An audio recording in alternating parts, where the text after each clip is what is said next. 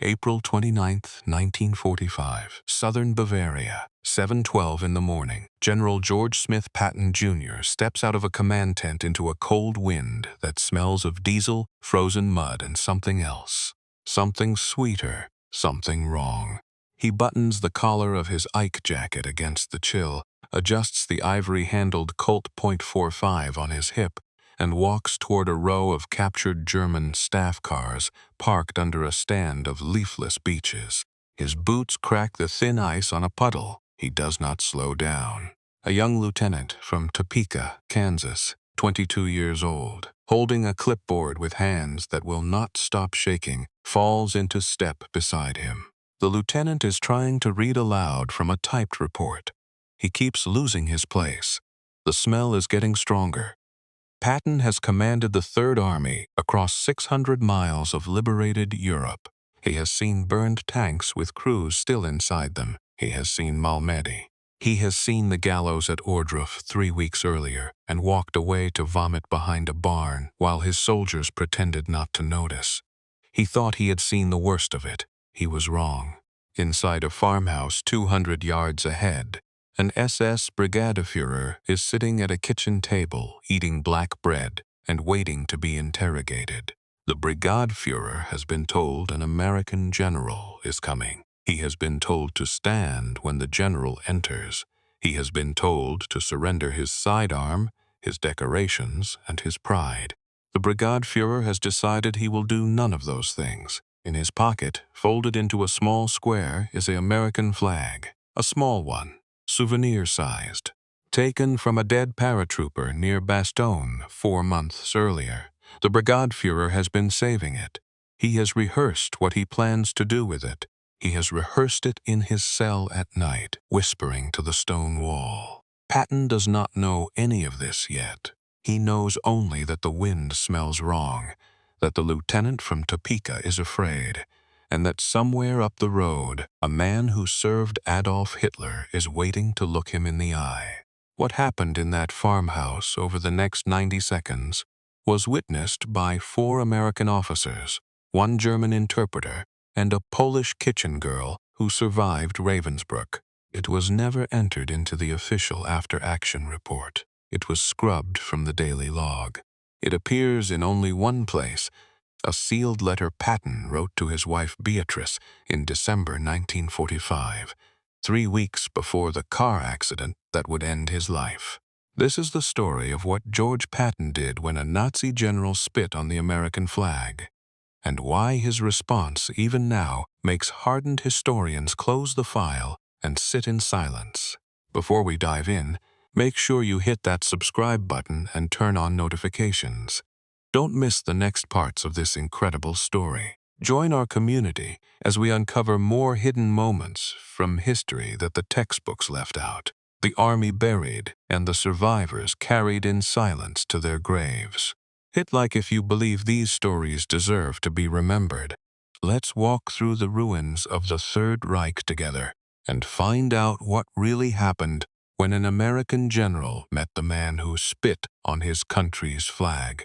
To understand what happened in that Bavarian farmhouse on the morning of April 29th, 1945, you have to understand the man walking toward it, and you have to understand the war he had just fought. George Patton was 59 years old that spring. He had been a soldier for 41 of those years. He had ridden with Pershing into Mexico, chasing Pancho Villa in 1916. He had commanded the 1st American Tank Brigade in the Argonne Forest in 1918, where shrapnel had torn open his thigh and he had refused evacuation until the battle was won. He had landed in North Africa in 1942. He had cracked Sicily in 38 days. He had crossed the Rhine in March 1945 and urinated into it from a pontoon bridge on the same morning he wrote in his diary, "I have been looking forward to this for a long time." Patton was vain. He was profane. He carried 2 revolvers, wrote poetry he refused to publish, and prayed every morning from a small leather-bound book his wife had given him at West Point. He believed in reincarnation. He believed he had fought at Carthage with Hannibal and at Crecy with the English longbowmen. He believed God had placed him on earth specifically to kill Germans. But 3 weeks before the farmhouse, something inside George Patton had broken. April 4th, 1945. Ohrdruf concentration camp, a subcamp of Buchenwald, liberated by the 4th Armored Division of Patton's 3rd Army. Patton arrived with Generals Dwight Eisenhower and Omar Bradley on April 12th. He was shown the bodies. He was shown the pit. He was shown the shed, where the bodies of camp inmates had been stacked like cordwood and partially burned with diesel fuel before the SS guards fled. Patton, who had cursed his way through 3 continents, walked behind a wooden outbuilding and was sick. Eisenhower wrote later that he had never seen Patton like that, not after the slap, not after Sicily, not ever. Bradley stood watching the horizon, hands behind his back, saying nothing. Eisenhower turned to the soldiers gathered behind him. He said, in a voice that several witnesses recorded almost identically, "I want every American unit not actually in the front lines to see this place. We are told the American soldier does not know what he is fighting for. Now, at least, he will know what he is fighting against." Patton ordered the mayor of the nearby town of Ohrdruf and his wife to tour the camp the next morning. They were marched through the bodies. They went home. That night, both of them hanged themselves in their attic. Patton wrote in his diary that evening, "In a patch of woods next to the camp, there were graves with some 200 naked bodies in various states of decomposition. To me, the most horrible sight was a shed about 30 feet square. It was piled to the ceiling with naked bodies of men. It was the most appalling sight imaginable." He underlined the word imaginable twice. From that day forward, the soldiers of the 3rd Army noticed a change in their general. He spoke less. He smiled almost never. He drove harder. The orders he issued became sharper, colder, more impatient. When his aides offered him a cigar after dinner, he waved them away. When a chaplain asked him at Mass on Easter Sunday what he was praying for, Patton answered, "For the souls of men who had no souls left to save." By April 28th, the 3rd Army had taken roughly 400,000 German prisoners in 3 weeks. The roads of Bavaria were clogged with surrendering soldiers, abandoned vehicles, looted carts, fleeing civilians, and the slow tide of liberated slave laborers walking east, west, north, and south in every direction at once. Patton's intelligence officers had begun separating the prisoners by category. Wehrmacht regulars in one column, officers in another, SS in a third, guarded with rifles fixed and live rounds chambered. It was in this third category that they had found Brigadefuhrer Heinrich von Lossberg. Heinrich von Lossberg was 47 years old. He came from an old Prussian military family. His grandfather had fought at Sedan in 1870. His father had commanded a regiment at the Marne in 1914. He had joined the SS in 1933 and risen through the ranks of the Allgemeine SS before transferring to the Waffen-SS in 1941. He had served on the Eastern Front. He had commanded a Kampfgruppe during the Ardennes offensive in December 1944. He had been at Malmedy, not as the trigger man, but as a senior officer in the chain of command that had ordered no prisoners taken. He had been captured on April 27th, 2 days before the farmhouse, hiding in a hunting lodge near Bad Tölz with a forged Wehrmacht paybook in the name of a dead infantry captain. The forgery was good. It would have worked. But the Polish kitchen girl who served him soup that evening recognized the rune of the SS Death's head tattooed on the inside of his left arm when he reached for his spoon. She walked out the back door, across a field, and flagged down an American Jeep.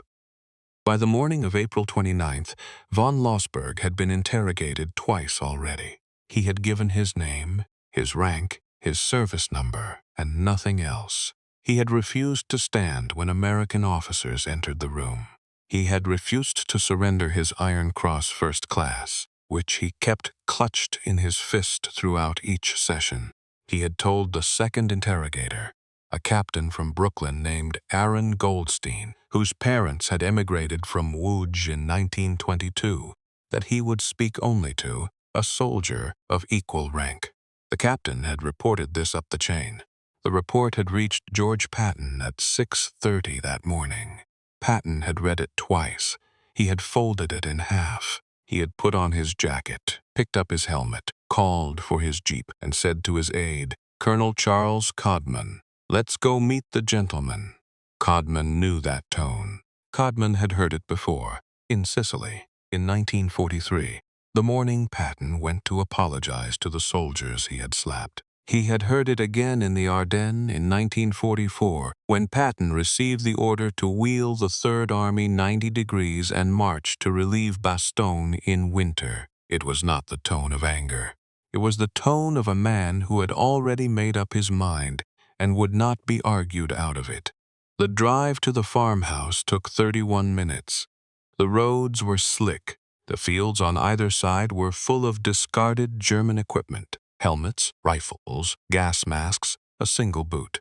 They passed a column of liberated French prisoners of war, walking west, gaunt, silent, wrapped in blankets. One of them, recognizing the 4 stars on Patton's helmet, snapped to attention and saluted. Patton returned the salute without slowing down. He did not speak the entire drive. The farmhouse sat at the edge of a small village called Tegernheim, 6 miles northeast of Regensburg. It was a 2-story stone building with a steep tile roof attached to a barn that still smelled of cattle, although the cattle were gone. The Wehrmacht had used it briefly as a regional command post before fleeing. The Americans had taken it on April 28th and converted the kitchen into an interrogation room. The kitchen table was scrubbed pine. There were 4 chairs. There was a single bare light bulb hanging from a frayed cord. Brigadeführer Heinrich von Lossberg was sitting in one of those chairs, eating black bread spread with margarine, when the front door opened and George Patton walked in. What happened in the next 90 seconds was witnessed by Colonel Codman, Captain Goldstein, a young interpreter named Sergeant Wilhelm Fürst, whose parents had fled Vienna in 1938, a military police lieutenant named Frank DiSalvo from Newark, New Jersey, and the Polish kitchen girl, whose name appears in the records only as Wanda K., age 19. It was witnessed and remembered, but it was never officially recorded. In Part 2, you will hear what George Patton said to the Brigadeführer before the Brigadeführer reached into his pocket. You will hear what the Brigadeführer did with the small American flag he had been hiding for 4 months. And you will hear the 7 words Patton spoke afterward, words that Colonel Codman wrote down on the back of a ration card and carried in his wallet for the rest of his life. What happens in a Bavarian farmhouse at 7:48 in the morning between a 4-star American general and a captured SS officer can change 2 men forever. It can also change history. It almost did. We left George Patton stepping through the doorway of a stone farmhouse outside Tegernheim, Bavaria, on the morning of April 29, 1945. Inside that kitchen, Brigadeführer Heinrich von Lossberg was still chewing his bread. He had heard the jeep arrive. He had heard the boots on the flagstones. He had heard the heavy oak door swing open. He had not stood up. The room went quiet. Patton paused in the doorway. He took off his helmet. He set it carefully on a side table next to a German radio that no longer worked. He removed his gloves. He folded them. He placed them inside the helmet. Every movement was deliberate. Every movement was watched. Captain Goldstein, the interrogator, snapped to attention. So did Sergeant Fürst, the interpreter. So did Lieutenant DiSalvo of the military police, whose hand drifted unconsciously to the flap of his sidearm holster and stayed there. Colonel Codman positioned himself 2 paces behind Patton's right shoulder. The Brigadeführer did not move. He took another bite of his bread. He chewed it slowly. He swallowed. He picked up a tin cup of water and drank from it. Patton walked the 7 paces from the doorway to the table. He did not sit down. He stood across from von Lossberg with his hands on his hips, his Colt .45 visible at his right side, his eyes the cold, pale blue that his soldiers had nicknamed killing weather. He spoke first in English. "Stand up," Sergeant First translated. "Aufstehen." Von Lossberg looked up. He had the long Prussian face of his class. Narrow nose, high cheekbones, gray eyes set deep beneath a brow scarred by a saber duel at Heidelberg in 1919. His hair had gone white at the temples. He was, by the assessment of every man in that room, a handsome man, a composed man, a dangerous man. He answered in German, slowly, choosing each word. First translated, "I will stand for a soldier. I do not see one. I see a circus performer with pearl-handled pistols." In the silence that followed, Captain Goldstein later recalled, the only sound was the dripping of a leaky tap at the kitchen sink. Drip, drip, drip. Patton did not move. His jaw tightened. The muscle in his right temple flickered, but he did not move. He spoke again, still in English. "You have one chance to stand." First hesitated. Patton said without looking at him, "Translate exactly, Sergeant." First translated. Von Lossberg smiled. It was a small smile, the smile of a man who has decided in advance to die well, on his own terms in front of witnesses. He reached, very slowly, with 2 fingers, into the breast pocket of the gray tunic he was still wearing, the tunic from which the rank insignia had been cut but the bullet holes had not been mended. He withdrew a small folded square of cloth. He placed it on the table. He unfolded it with the care of a man unfolding a child's drawing. It was an American flag, 48 stars, roughly 6 inches by 4. The kind a paratrooper would sew into the lining of his jacket as a good luck charm and a means of identification if captured. Patton's eyes dropped to the flag. Von Lossberg said, in German, "I took this from a boy at Bastogne. He was already dead. He was bleeding from the throat. He had it stitched inside his coat. Here." He tapped his own chest. "I cut it out with a bayonet. I have carried it since." He paused. "I have carried it for this moment." He leaned forward. Very deliberately, very precisely, he gathered saliva in his mouth. And he spit on the flag. The spit landed on the white field above the stars. It pooled, then ran down across the stripes. Von Lossberg leaned back in his chair, picked up his bread again, and took another bite. He chewed with his mouth slightly open, watching Patton's face. Nobody breathed. Lieutenant DeSalvo's hand was now fully on his sidearm. Captain Goldstein had gone the color of the whitewashed wall behind him. Sergeant First, who had not been asked to translate the gesture because the gesture needed no translation, was staring at the tabletop, eyes wet. George Patton did not draw his pistol. He did not raise his voice. He did not lunge across the table.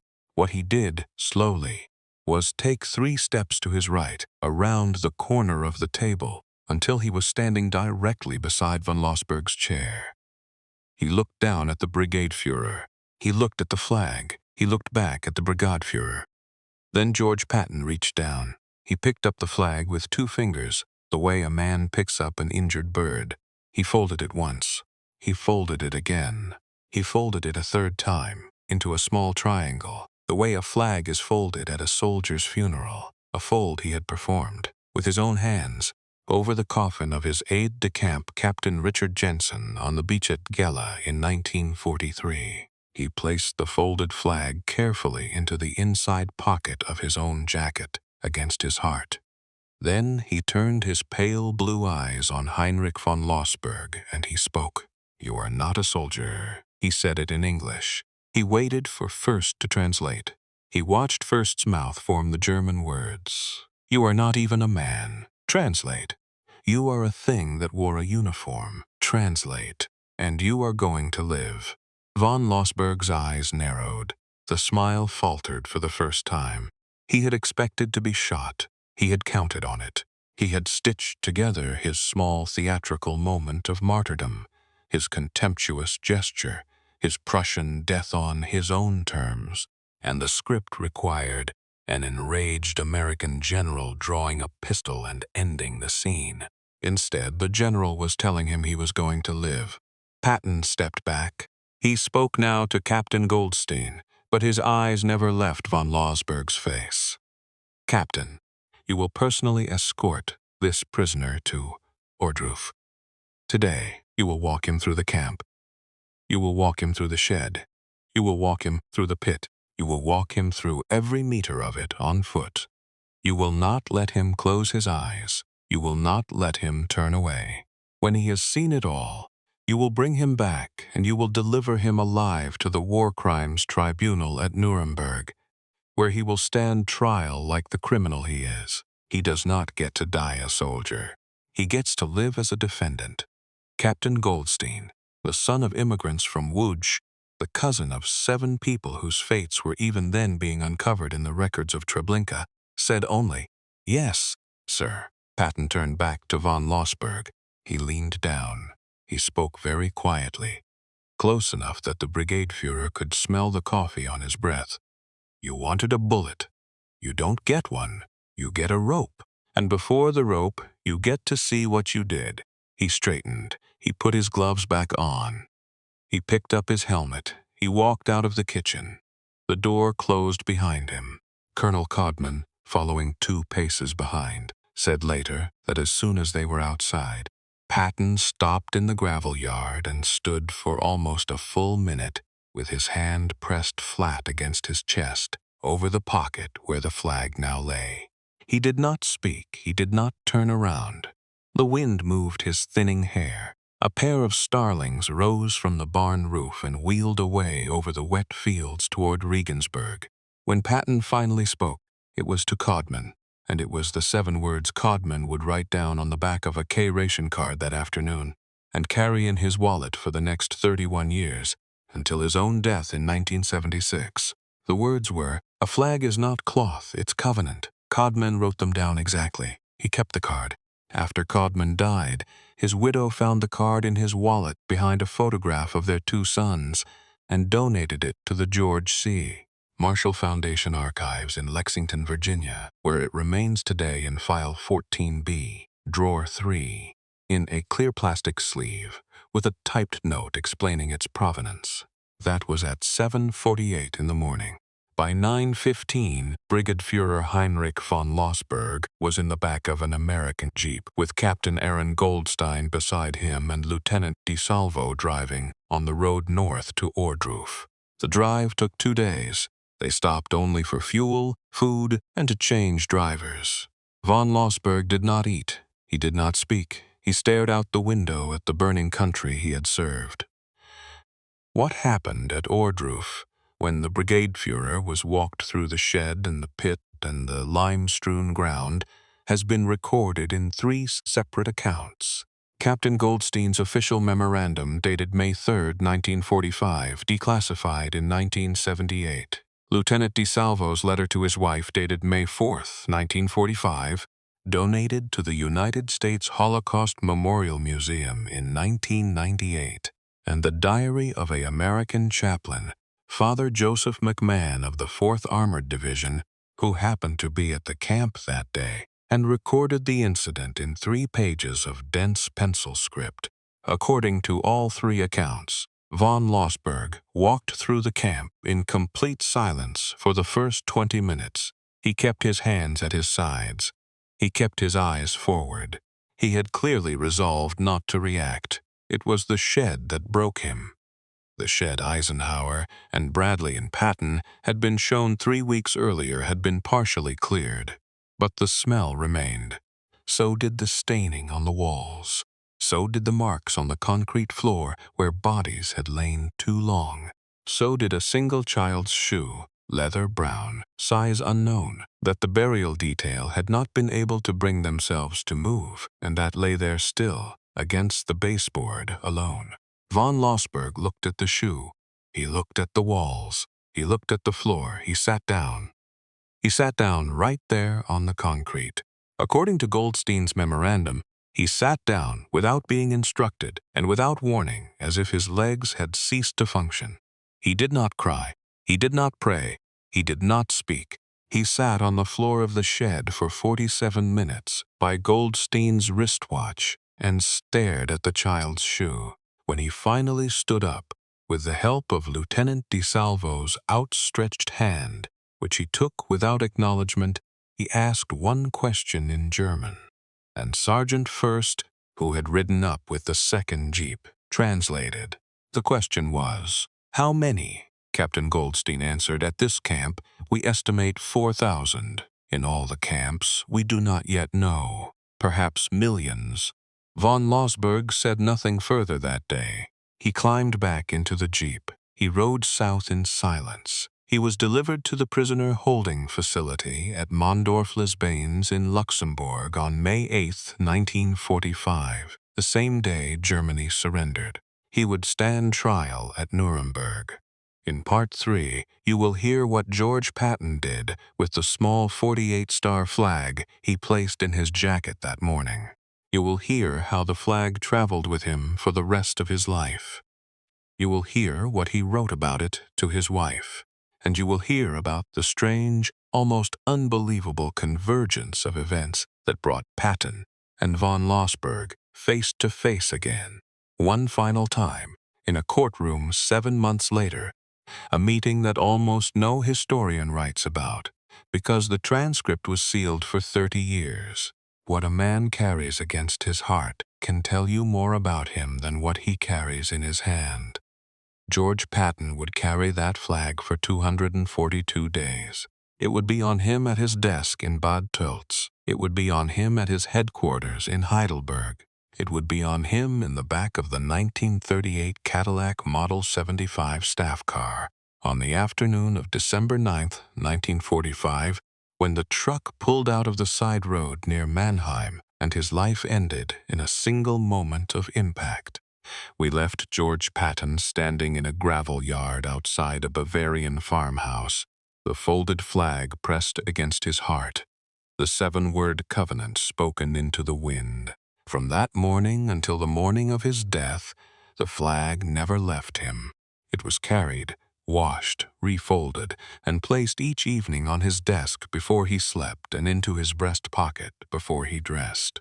His orderly, Master Sergeant William Meeks of Junction City, Kansas, a black soldier who had served Patton since 1938 and who knew the general better than most men knew their own brothers, testified after the war that he never once saw the general leave his quarters without it. Meeks did not know the story of where the flag came from. He knew only that it mattered. The war in Europe ended 10 days after the farmhouse, May 8, 1945. VE Day. While the rest of the Allied world celebrated, Patton sat at his desk in Bad Tölz and wrote a letter to his wife Beatrice in South Hamilton, Massachusetts. The letter was 4 pages long, written in the looping cursive he had practiced at West Point, on stationery embossed with the 3rd Army crest. Most of the letter concerned ordinary things: the weather, a horse he hoped to ship back to Virginia, the health of his aide-de-camp. But in the 3rd paragraph of the 3rd page, he wrote a passage that would not be read by any historian for over 50 years, because Beatrice, on the day she died in 1953, instructed that her husband's wartime letters be sealed in a steel box and not opened for 2 full generations. The box was opened by their grandson Robert H. Patton in 2003, and the letters donated to the Library of Congress. The 3rd paragraph of the 3rd page reads, in part, "Bay, a thing happened in a kitchen in a place called Tegernheim that I cannot get out of my mind. A man spat on our flag. Our flag. He was an SS general, a Prussian, the kind of man who imagines himself the last gentleman of Europe. I did not shoot him, though every cell of my body asked me to. I think God held my hand. The flag he spat on was carried by a boy from one of our paratroop units who died at Bastogne. He had sewn it inside his coat. The German cut it out of him with a bayonet. I have it now. I have washed it. I will keep it. I think when I am gone you should bury it with me.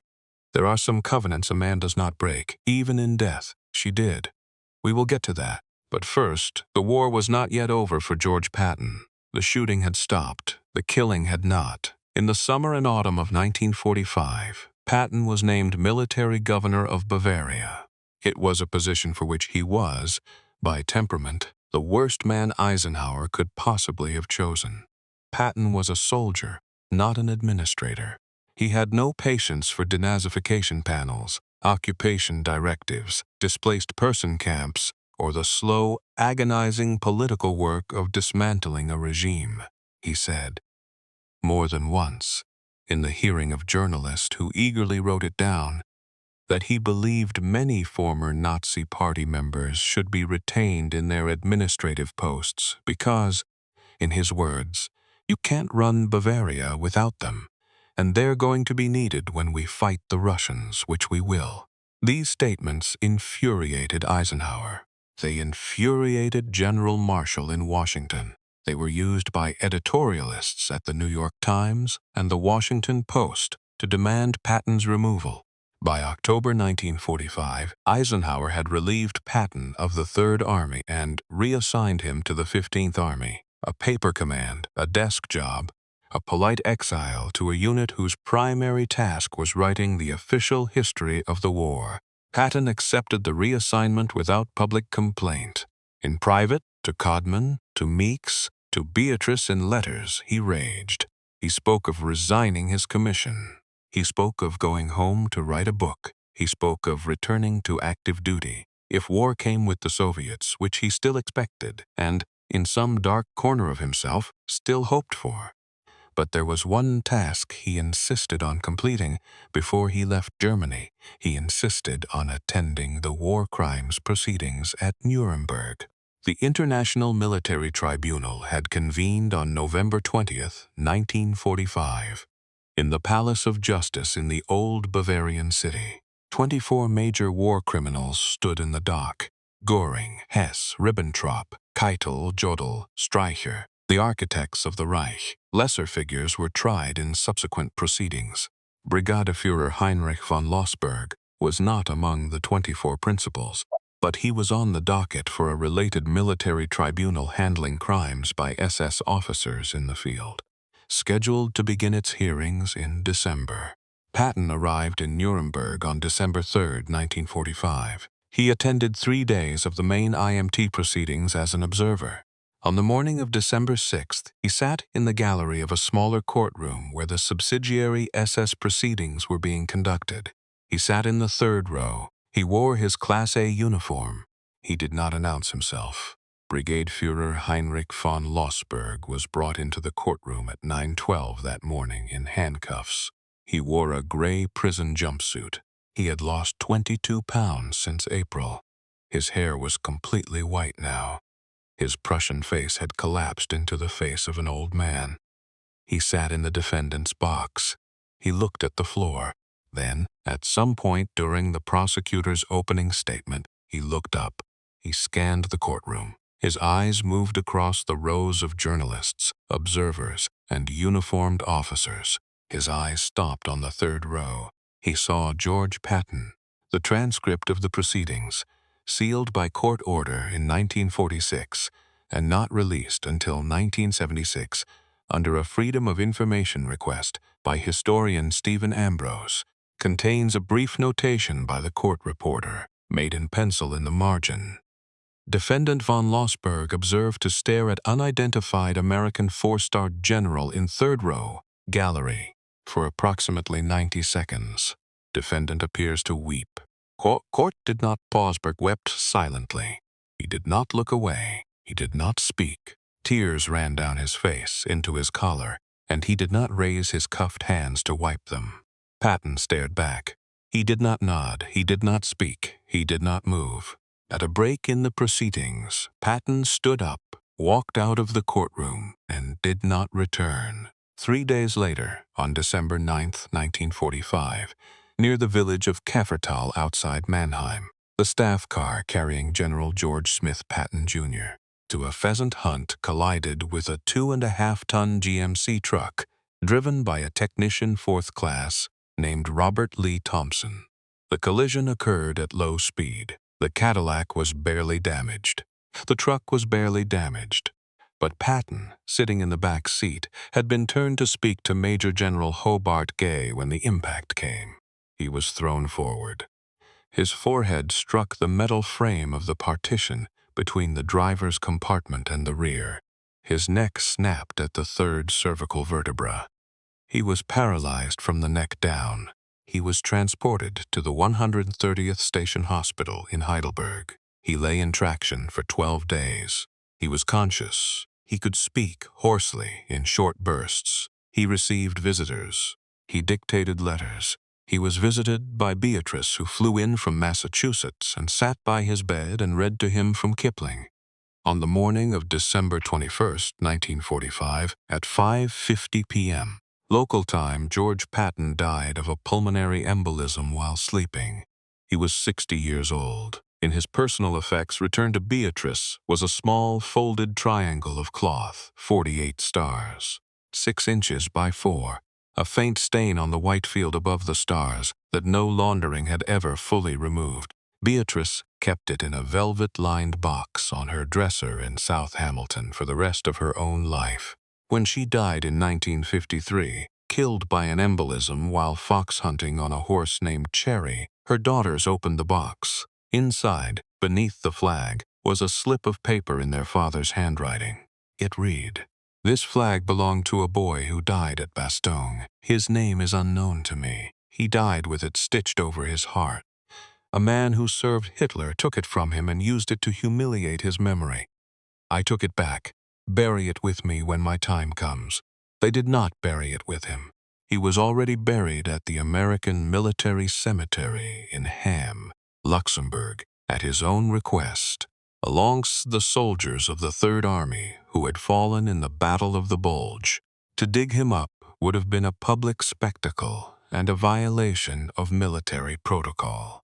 Instead, his daughters donated the flag to the West Point Museum in 1954, where it remains today, in a climate-controlled case in the gallery devoted to the Second World War, with a small placard that reads, 48-star flag, 6 in. X4 in, believed to have been carried by an American paratrooper killed near Bastogne, December 1944. Recovered by General George S. Patton, Jr., April 1945. Donated by Mrs. Ruth Ellen Patton Totten and Mrs. Beatrice Patton Waters, 1954. The placard does not mention the kitchen in Tegernheim. The placard does not mention Heinrich von Lossberg. The placard does not mention what was spit on it. The placard does not mention the covenant. But the stain is still there. If you visit the museum and you look closely, in the right light, against the white field above the stars, you can still see it. Heinrich von Lossberg was sentenced to death by hanging on March 14, 1946. His sentence was commuted to life imprisonment on appeal in 1948, on the grounds that direct evidence of his personal participation in specific war crimes was insufficient under the standards of the subsequent tribunal. He served his sentence at Landsberg Prison, the same prison where Adolf Hitler had written Mein Kampf in 1924. He was released in 1957, an act of clemency at the request of the West German government. He returned to his family estate in Lower Saxony, which had been partially restored. He lived another 16 years. He never gave an interview. He never wrote a memoir. He attended no veterans' associations. He did not attend his own son's wedding in 1962, sending only a brief letter of regret. In the spring of 1971, an American historian named Daniel Korn, researching a book on the SS Officer Corps, traveled to Lower Saxony and obtained an interview with the now 73-year-old von Lossberg. The interview lasted 4 hours. It was conducted in German. Korn published only a fraction of it in his book, which appeared in 1974 and went out of print in 1981. The unpublished portions of the transcript were donated by Korn's widow to Yale University's Sterling Memorial Library in 2009. Here is what almost nobody knows. In the unpublished portion of the transcript, Korn asked von Lossberg about the morning of April 29, 1945, in the farmhouse at Tegernheim. He asked him about Patton. He asked him about the flag. Von Lossberg was silent for a long time. Then he said, in German, words that Korn recorded exactly, and that Yale archivists have verified against the original audio reels, I had decided to die. I had arranged the entire scene. I had carried that flag for 4 months precisely, so that, when the moment came, I could provoke an American to shoot me.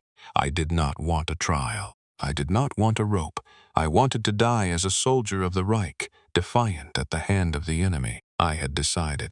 He did not let me decide. He took the flag. He folded it. He put it inside his jacket. He told me I was going to live. And then he sent me to that camp. He sent me to that shed. He sent me to that shoe. I have thought about it every night for 26 years. Every night.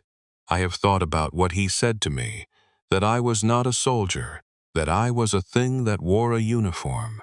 I have thought about it, and I have understood, slowly, year by year, that he was right. He punished me with life. He punished me with sight.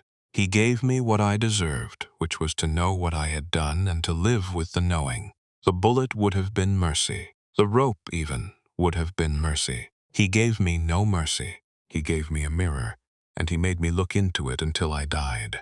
Von Lossberg died of heart failure on November 4th, 1973. He was 75 years old, according to his housekeeper, who found him in his study. On the desk in front of him was a single open book, a German-language edition of the published photographs of the liberation of Ohrdruf, open to a page showing the interior of a wooden shed and, against the baseboard alone, a child's leather shoe. There is one final detail. Master Sergeant William Meeks, Patton's orderly, lived until 1980. In his final years, he gave one interview to a reporter from the Kansas City Star. He was asked about General Patton. He spoke of the man's temper, his bravery, his vanity, his prayers. Then he was asked, near the end of the interview, what he believed George Patton's finest moment had been. Meeks thought about it for a long time. He said, most folks would say the breakout from Normandy, or Bastogne, or the relief of the prisoners. Those were great moments. But the general himself, he told me once, near the end in Heidelberg, that the proudest thing he ever did was not draw his pistol on a man who deserved to be shot. He didn't say who, he didn't say where, he just said it. And then he asked me to press his uniform for dinner. History remembers George Patton for the speed of his tanks, the sharpness of his tongue, the ivory on his pistols, and the slap in the Sicilian hospital tent that nearly ended his career. History should remember him for one more thing. A flag is not cloth, it is covenant. It is the agreement between a country and its dead, that what they carried, what they bled for, what they stitched against their hearts before they fell, will be honored, recovered, and never desecrated unanswered. It is the agreement between a general and a private, that the 4 stars and the single stripe are bound by the same oath. It is the agreement between the living and the murdered, that we will look at what was done, that we will not turn our eyes away, that we will hold the killers in the room with the evidence until they understand.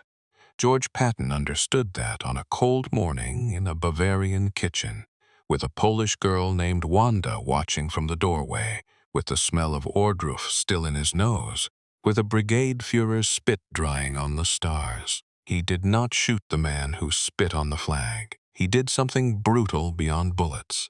He made him live to see what he had done. And then he carried the flag against his heart for 242 days, until his own heart stopped, keeping a covenant with a paratrooper whose name he never knew, in a war that history has tried and failed and tried again to forget. Some covenants outlive the men who keep them. This one is still kept in a glass case at West Point, where you can see the stain against the stars, if you look.